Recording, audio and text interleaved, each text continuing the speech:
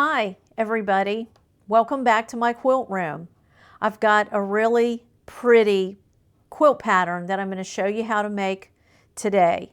And it's called the Disappearing 4-Patch Star. And I downloaded this pattern from Missouri Star Quilt Company, and they gave me permission to show you how to do it.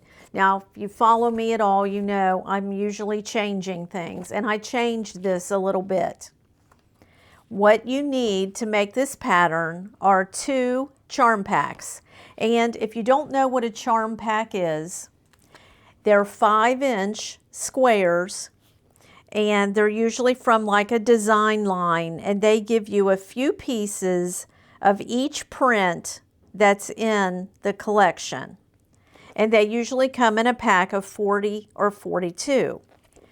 And the one that I used is from Connecting Threads, and I think it's called La Lavine.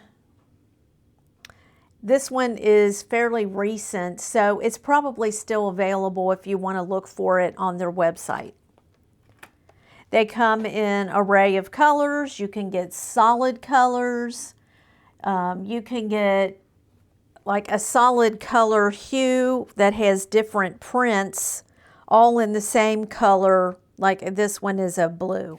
So there's a huge variety out there. It's a nice way to get a little piece of a lot of different designs that all were made to specifically go together.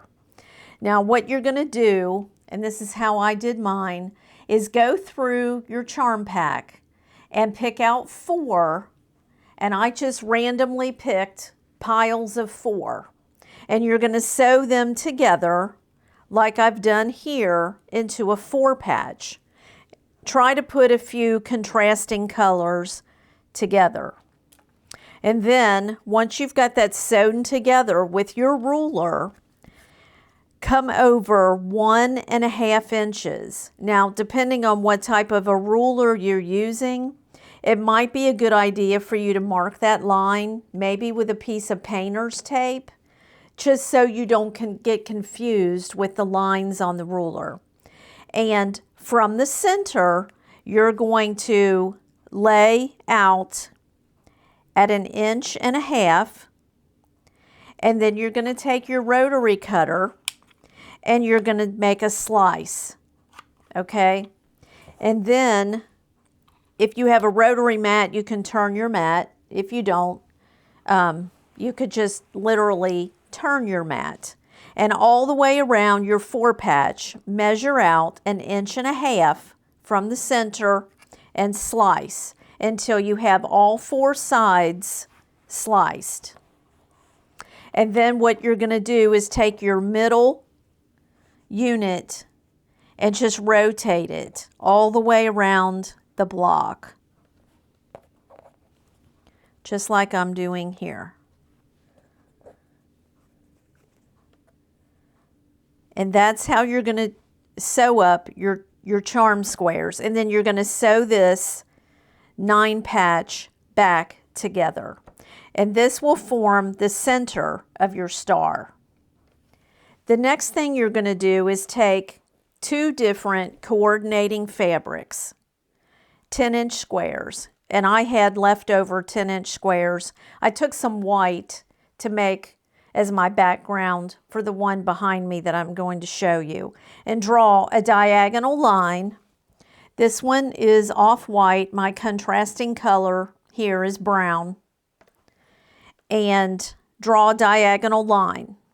You're going to stitch 1/4 inch down all 4 of these sides.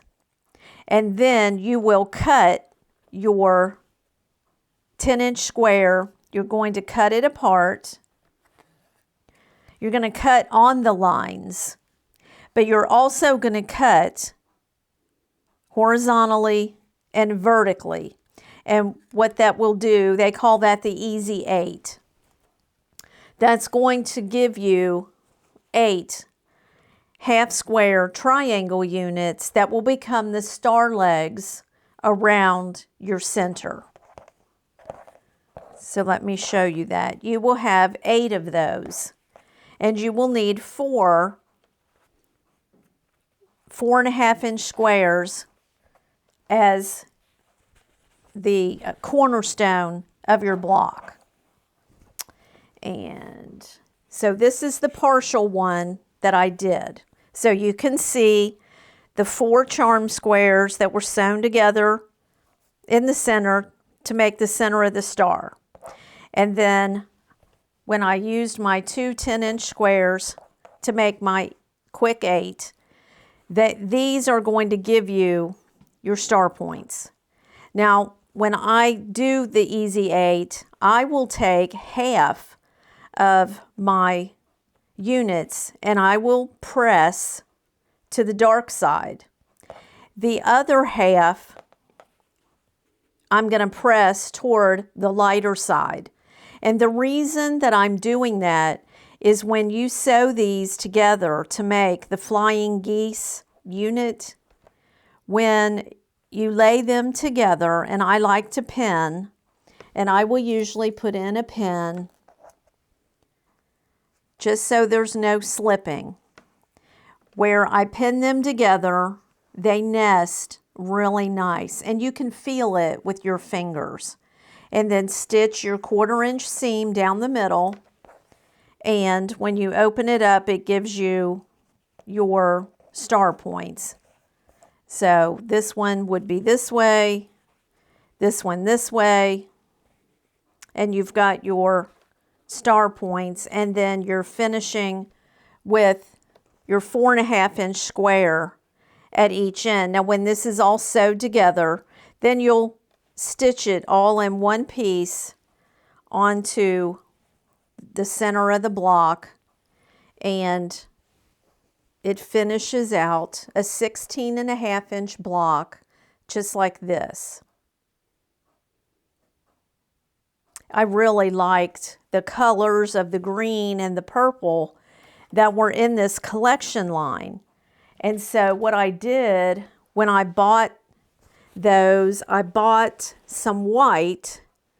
The green is from a different line, and then I also bought the coordinating purple. And I couldn't make up my mind if I wanted my star points to all be green or purple. But my husband said, why don't you make them both? So half of my stars are green and the other half are the purple. Now I'm going to do this quilt as you go. On the side of each row, there's one 4.5 by 16.5 inch of the background. So this is row 1. That will be the first block. And then the green one will be the second block, and so forth. When I start my second row, to make them staggered, and you can see they don't really line up, you'll start with the star, and then you'll end the row with that 4.5 by 16.5 inch rectangle on the end. And so I think this is going to be really pretty. Now you need to, when you make each of your units for your flying geese, square them up to 4.5 inches. And so I use my Quilt in a Day half square triangle ruler. One side is even numbers, the other side is 1/2 inch. And so I'm going to use that, and I'm making, like I said, purple and green.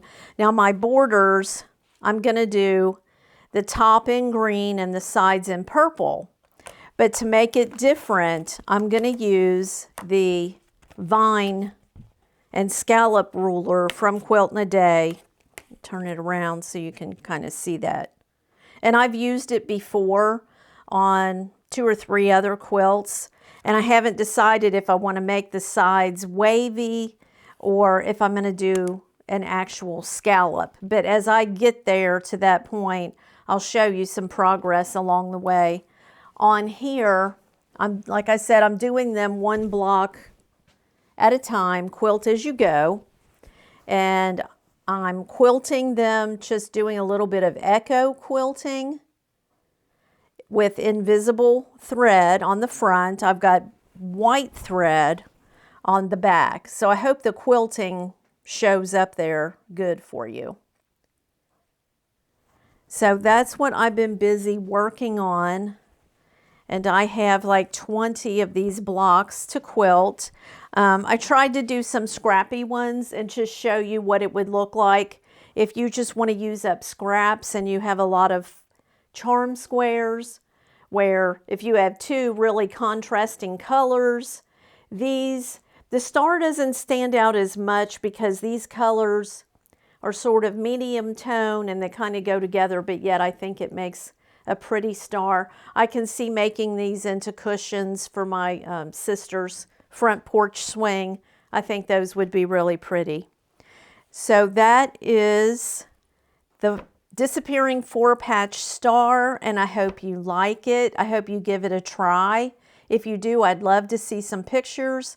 I have a couple of other really scrappy to get through your stash busting patterns that I'm going to show you coming up. So till the next time, we'll see you later. Bye.